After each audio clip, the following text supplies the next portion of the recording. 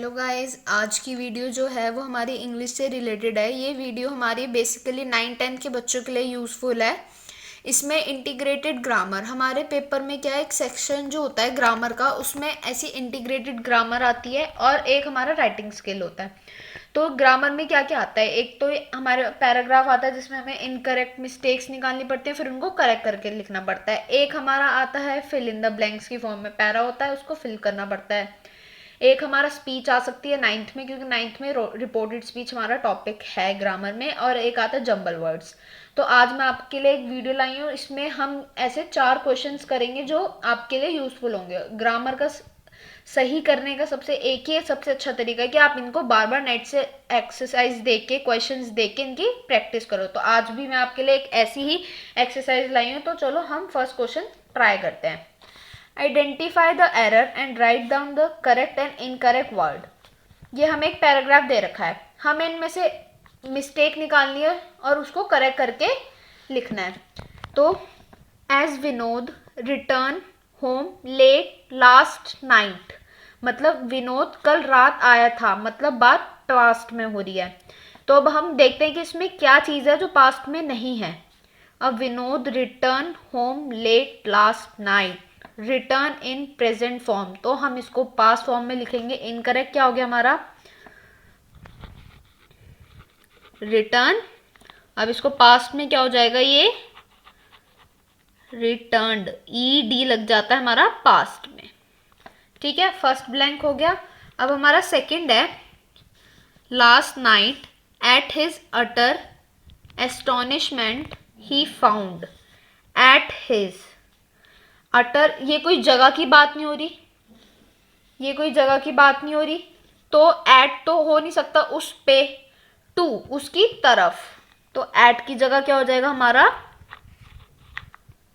To. अब third sentence है, that the front door of his house was open. That the front door of his house was open, ये past में चल रहा है हमारा स्टैंडा। तो अब इसमें हम देखते हैं वॉज है, वॉज के साथ जो हमारी पास डिजिट है वो प्रेजेंट में दे रखी है, तो हमें इसमें पास्ट में क्या करना पड़ता है, ई और डी लगाना पड़ता है। इनकरेक्ट ओपन हो गया, correct open. Vinod was the bachelor and lived alone. Vinod was the bachelor नहीं होगा, विनोद सिंगल है, तो सिंगल के साथ क्या लगता है हमारा, ए, यहाँ द नहीं आएगा। विनोद वॉज, बी यहाँ पे कोई वॉवल नहीं है, तो हमारा क्या आएगा, विनोद वॉज अ, तो इनकरेक्ट है हमारा द एंड करेक्ट है a. In a one story building, in a one story building, in an, देखो O is not an vowel, तो हम एन की जगह क्या लगाएंगे, a, an incorrect, a is correct. He was in a confusion as of how, he was in a confusion, यहाँ तक तो ठीक है। एज ऑफ हाउ, इसकी तो कोई सेंस ही नहीं बन रही, तो ऑफ की जगह क्या लगाएंगे हम, to, as to how.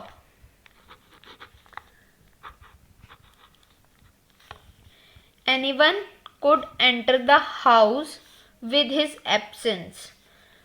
With his absence, उसकी एब्सेंस के साथ कोई घर में आया था, या उसकी एब्सेंस के जब वो घर में नहीं था तब कोई आया था, तो with is not correct here, तो विद की जगह इन हिज एब्सेंस, जब वो एब्सेंस था तब आया था, उसकी एब्सेंस के साथ नहीं आया था, जब वो एब्सेंस था तब आया था, तो विद की जगह हम क्या लगाएंगे, इन। तो ऐसी आपको क्वेश्चन को समझ के सेंटेंस को पेपर में क्वेश्चन अटेम्प्ट करना होता है। अब हम सेकंड क्वेश्चन करते हैं। ये क्वेश्चन है, complete the paragraph by filling the gaps with the appropriate option from those given. अब हमें देखो पैराग्राफ है और फिर हमें ऑप्शंस गिवन है, तो हम एक बार पैराग्राफ रीड कर लेते हैं, फिर हम ऑप्शंस के साथ फिल करेंगे।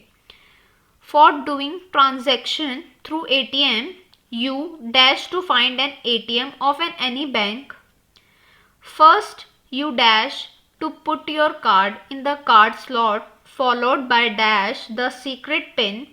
You are to wait dash your transaction is complete. Then take the currency, collect your card, and dash the ATM cabin.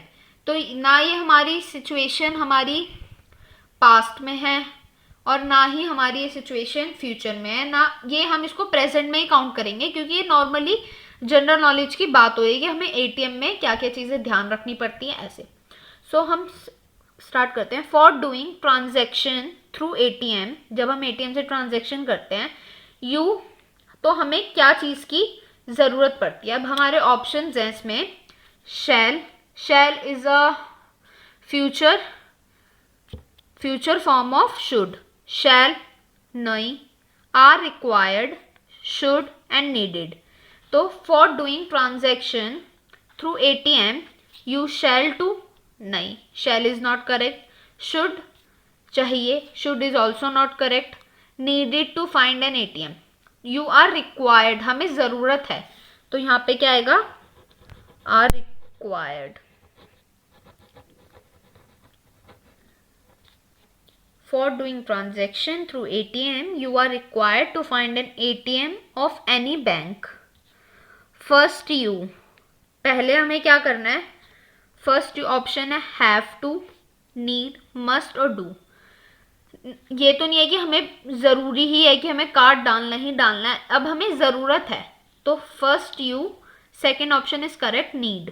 First you need to put your card in the card slot, followed by option है enter, entering, entered and have entered। entering क्यों आएगा यहाँ पे, क्योंकि हम उसमें डाल रहे हैं, एक कॉन्टिन्यूस की बात हो रही है। Card slot followed by entering,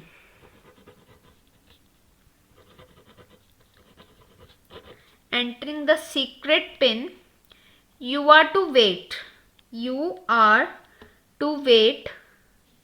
for, to, till and unless, you are to wait your transaction, तुम्हें वेट करना है जब तक, टिल को क्या बोलते हैं, जब तक, तो हमारा टिल सुटेबल रहे यहाँ पे, टिल, जब तक आपका ट्रांजेक्शन कंप्लीट नहीं हो जाता, your transaction is complete.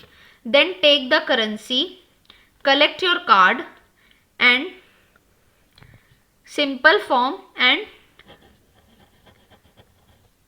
Leave the ATM cabin. I hope guys आपको ये दो क्वेश्चंस क्लियर हो गए होंगे। अब हम क्वेश्चन नंबर 3 करते हैं। ये रिपोर्टेड स्पीच से रिलेटेड होता है, हमारा 9th में टॉपिक होता है ये reported speech. Read the following conservation, fill the blanks by changing the speech. तो हम एक बार पढ़ लेते हैं। John said I have lost my umbrella, Mary said where have you lost it, John, I left it in a bus. Mary, you should be careful about your thing. तो अब हम इसको चेंज करते हैं।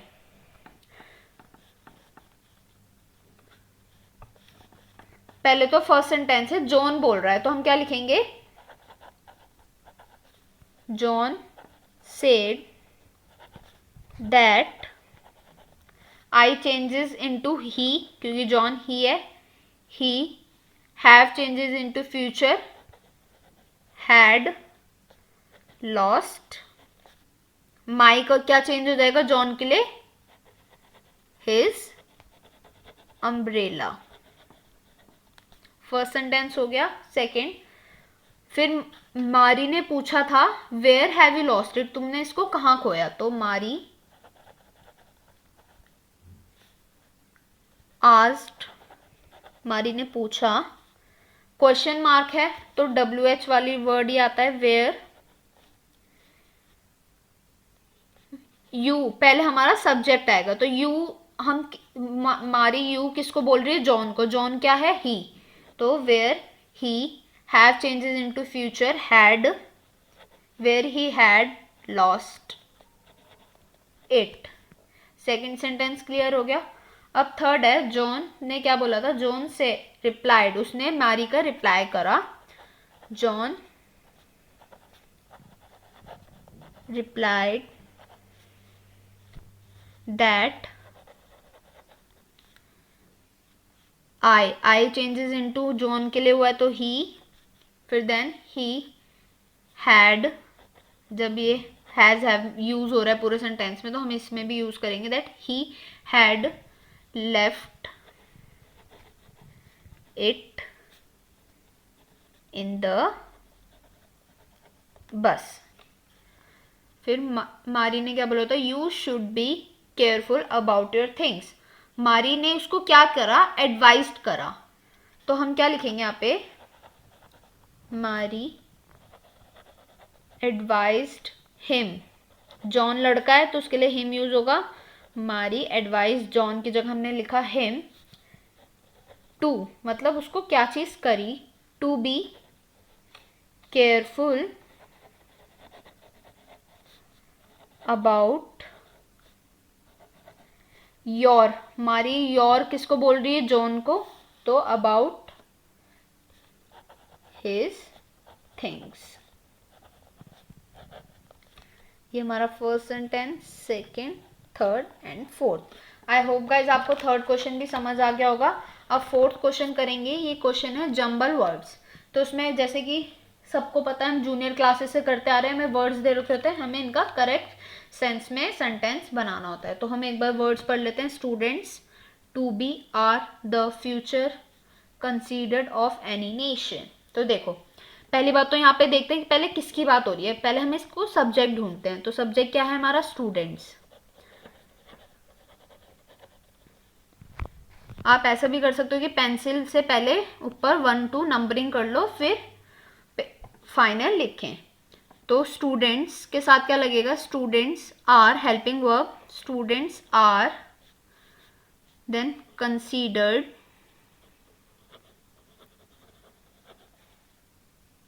to be, considered to be the future, किसका future, the future of any nation. Students are considered to be the future of any nation. Second sentence है, are of a future citizens they the nation. तो पहले क्या होगा हमारा, हम subject ढूंढेंगे। Subject है दे, फिर दे के साथ क्या यूज होता है, are. They are the future citizens, they are the future citizens of a nation.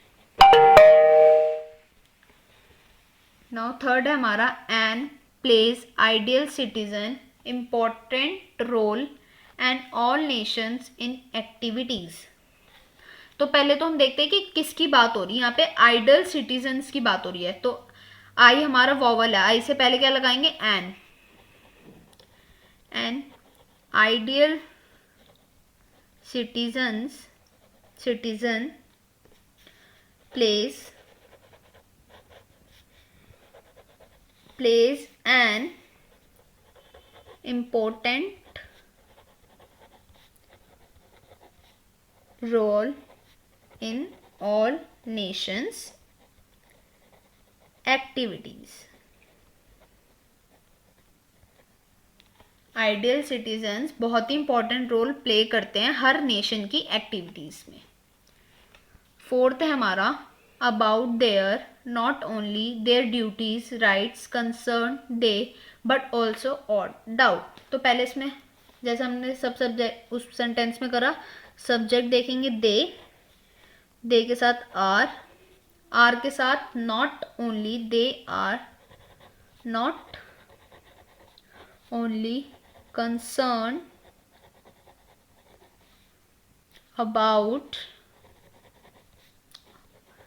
about their rights, but also about their duties. अब आप देखो इस सेंटेंस की कंप्लीट सेंस बन रही है कि उन लोगों को सिर्फ अपनी राइट्स के लिए कंसर्न नहीं होना चाहिए उनको, बल्कि अपनी ड्यूटीज के लिए भी कंसर्न होना चाहिए। अब फिफ्थ है हमारा, to make always eager they welfare nation are valuable contribution to the of welfare the। as usual पहले subject they, then are, they are always eager to make valuable contributions